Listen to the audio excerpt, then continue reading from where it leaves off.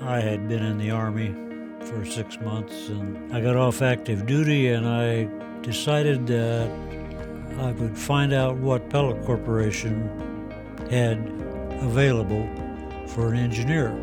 I was the second engineer that they had on staff.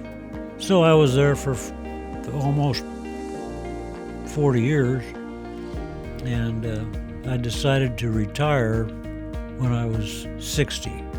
Most of the time that I worked there, I farmed 50 acres on the side for relaxation, really, and also like a hobby, you know. I grew up on the farm, and it's hard to get farming out of your blood, so I always in the spring always wanted to get out and work in the field, you know, and so forth. And since I retired, I've turned my hobby into a full-time job.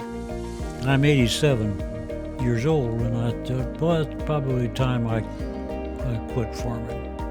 Of course, one of the decisions that you need to face when you're going to retire from farming is income tax and capital gains tax and so forth. Norm approached us with his trusted financial advisor on finding a solution as he approached retirement from farming and what options were available to him as far as giving charitably to his local community. So the solution that Norm and the advisor and ourselves came up with was starting a donor advised fund and using the asset of farm equipment to start the gift. The community foundation could then sell that asset and not have the same tax implications that Norm would have on his own.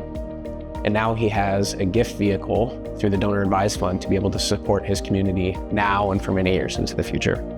The thing that I, really liked about it was that your money would be in a self-directed fund, and you had the ability to decide where those funds would go when it was time to disperse the funds. So I thought that was a good option. So the big takeaway for us is just realizing that the trusted advisor for Norm was integral into this conversation, and having that trust from Norm to work with us as a third party, but also knowing that we have the charitable expertise to be able to accept complex gifts like farm equipment.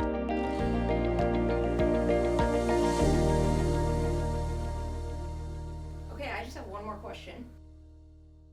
What are you going to do in your retirement? The $1 million question. Just as anxious to I don't know. I'm not sure.